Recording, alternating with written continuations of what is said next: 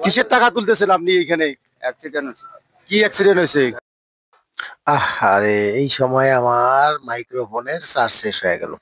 উনি বলছিল আসলে উনার হাতটা ভেঙে গেছে, ডাইন হাতটা। উনি ঢাকায় কাজ করতে গিয়ে উনার হাত ভেঙে গেছে। তাই উনি বাজারে কালেকশন করতেছে।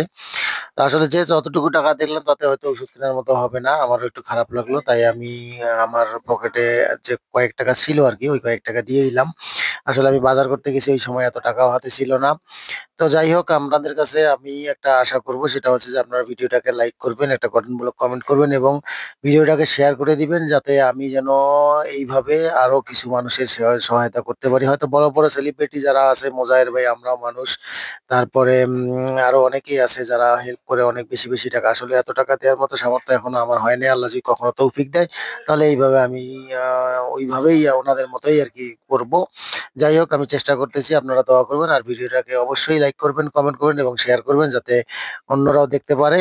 ঠিক আছে? আমি আরো যেন ভিডিও বানাতে উৎসাহ পাই এটাই আপনাদের কাছে